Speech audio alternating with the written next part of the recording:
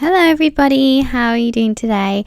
I am doing very well, thank you. Oh, showing you my nails. I'm doing very well, thank you. Today I am going to be doing my front cover for my December journal, and I just feel like I have so much to catch up on as usual. I've done nothing in my December journal, and I'm filming this on the 14th of December, so I do have a lot to catch up on.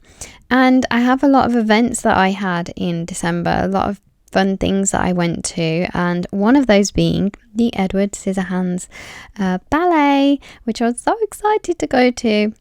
So the picture on the left there, that is the reference photo that I am drawing from. And I went to see this on the 9th of December, and it has only just come back to London. So it's in London till the 20th of January, and then it will tour around the UK. So I'm tempted to go and see it again because it was absolutely incredible. So the reference photo, I am drawing Liam Moore and Ashley Shaw because those were the two that I happened to see the time that I went, the two ballet dancers that I saw, and yeah, they were absolutely incredible. Like, I cried all the way through. I literally cried from the start because the music that is used in Edward Scissorhands by Danny Elfman, the score, is what I had for my wedding music. It's the music that I walked down the aisle to. In particular, it's the ice dance, if you want to go and listen to it. I've always loved Tim Burton and this movie in particular, and I just was listening through lots of different music when I was choosing my songs, and I came across this one, and like I just thought, no, I can't choose anything else. This is it. And my wedding dress it kind of looked like Tim Burton-y style, I guess. It was called Oyster, the colour, but it was like a soft lilac-y colour, and I had blue as well, like pale blue, and I had blue flowers and like purple blue flowers, so it just went with the theme completely, and it just felt right at the time. So obviously hearing that music, the score played so incredibly well by the live orchestra, and obviously when you're in the theatre, things are very much more brought to life, I guess you could say. Like, you just feel like you're really part of it. So hearing the music played like that, and it was extended as well. I later found out the score had actually been extended so that the dancers had more music to dance to.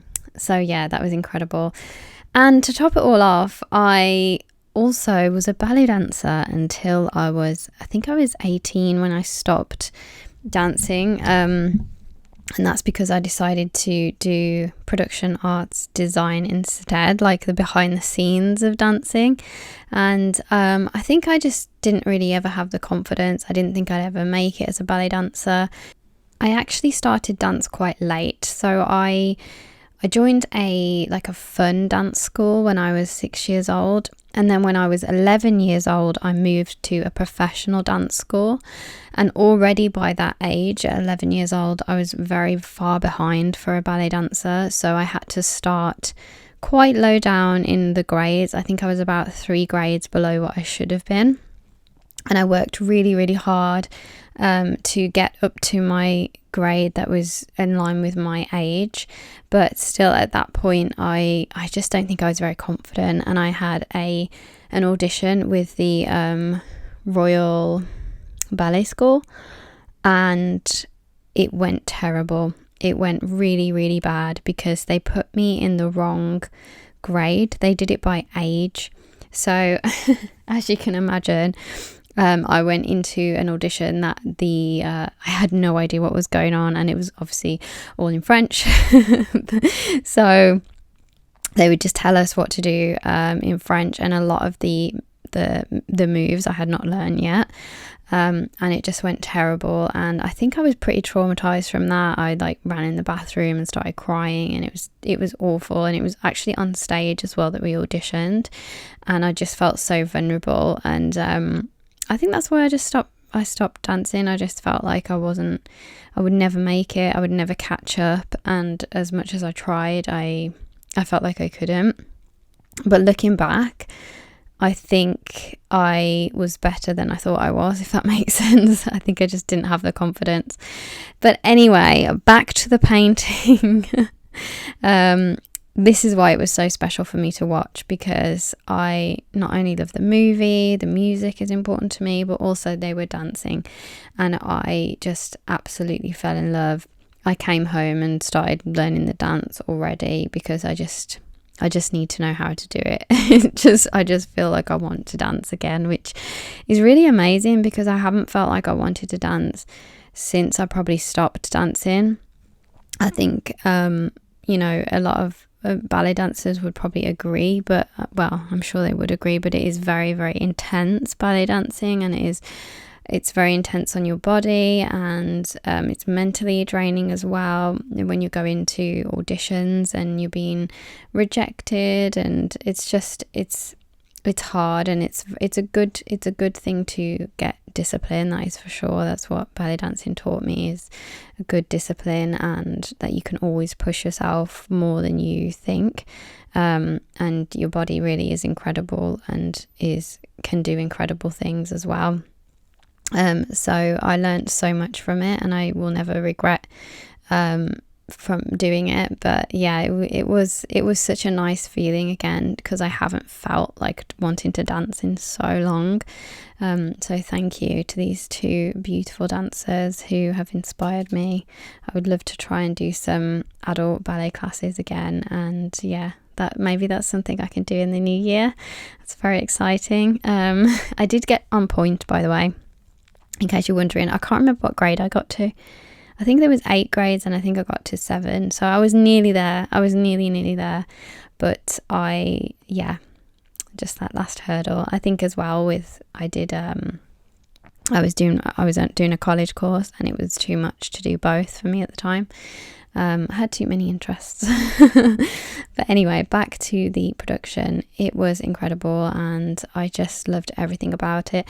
It was by Matthew Bourne, and I have seen another one of his ballets before. I haven't seen the Nutcracker, but I have seen a picture of Dorian Gray, and that one was very modern for me, like a very modern take on it. But I love this like gothic style of I don't know, production, I guess. Like, I love Phantom of the Opera, I love Sweeney Todd, so this was just right up my street. It was so good, and if you can, I highly recommend that you go and see it. My friend who came with me, so I went with my husband, but also my friend came with me, she had never actually seen Edward Scissorhands, and I was worried that she wouldn't be able to follow the story. I didn't know how contemporary the dancing would be, and how much, like, if they had a lot of props or other things involved to tell the story, because ballet can be quite a little bit like opera in a way, where it can be very interpretive, so you kind of take what you think from what you see.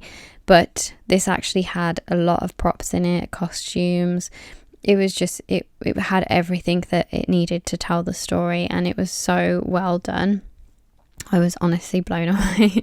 So I wanted to paint my cover of my December journal to pay homage to the beautiful show that I saw, and I'm just going to flash the image up again so you can see exactly what I'm doing. And what I loved about this picture was the blue light that was used, because I think studying production arts design, I really can see all the little details that were put into the production to make it what it was. And the lighting was so good.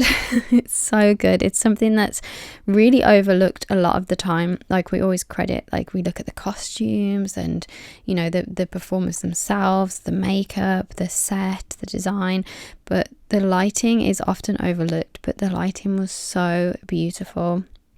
And there was a lot of blue lights, obviously, because of the ice feeling that they wanted to create. And I loved the way they did this. They had screens as well that were used a lot.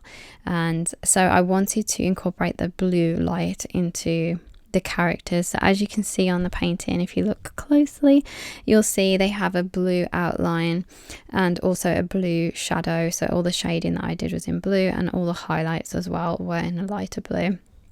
And I did want to make them more I don't know, like a more fun style illustration. So they're not exactly in proportion, they're like little they're like a little smaller, but that's just more my style, I guess. So I just wanted to do it like that. And I'm really happy with it. I think I would like to do it again, actually, and just do it in a different way, like different proportions, like give them larger heads and little hands and stuff, like little feet and little bodies, and just try and play with the different proportion to give it more character. But for the front, obviously, like I said, I was referencing that image. So yeah, I love it. And these watercolors that I'm using a few. As you can see, I've got quite a few different mixtures of watercolor there, but the one in that palette is the one that I bought recently, the Cast Art watercolor, and it's really, really nice, and the payoff is great, and it also layers really well, because often with watercolor, if you reapply water to the area, then obviously it reactivates the layer below. But I don't know if it was a mixture of the paper that I was using, because it wasn't watercolor paper, it was very absorbent, but it didn't really reactivate the layer below too much. So it meant that I could, play around a little bit and not worry too much about taking the color away. So yeah, isn't it lovely? Oh my gosh, I'm so happy. I love the way the moon turned out as well. Like, really surprised myself there with the shading on the moon. And I haven't done a picture like this for quite some time, like one that's really quite detailed. Obviously, I love illustration, and I tend to draw quite quirky, not really realistic characters at all. I always describe my work as childlike. So it was really nice to actually do a lot of shading and some details, and the costumes as well, especially Edward's costume had a lot of detail in it. So I definitely wanted to make sure I got some of that. So I went in with a pen, a black gel pen, which is actually waterproof, after I'd done all the watercolor, and I just brought out some of those details. I'm not sure if I preferred it with the extra lining or not, but it does make it easier for you to see it because it's quite far away. But yeah, oh my gosh, I can't wait to see it again. I really want to go again when it tours the UK. I felt very, very, very emotional, especially at the end. It was really, really, really well done. Like, I cannot fault it. It was beautiful. And I just want to do the dance now, so I'll have to learn it. So yeah, we're coming up to the end here, and I'm just adding my white gel pen to highlight some of those areas. As you can see, obviously Edward's costume was pretty dark. I think it was more of a brown than a black. So I'm using the white to highlight that and highlight the scissors as well, so they don't fade into the background there. That's another thing about the lighting. The scissors were lit so well. There were times where the emphasis had to be on the scissors, and it really was. It was done so well, and they just like sparkled. So yeah, that was really great. So here it is. Here is my finished little front cover. I added some snow because if you have seen Edward Scissorhands, then you know that it snows. Yeah, the proportions are a little bit off here, but I'm still really happy with it. I actually really, really enjoyed adding all those details and all the shading and things like that, especially the dress, the skirt. I'm quite happy with how that turned out. But yes, I think I will go away now and draw some more Edward Scissorhands things. So thank you so much for watching. I hope you have a lovely week, and I will see you next Sunday with a brand new video as always. Take care, everybody. Bye.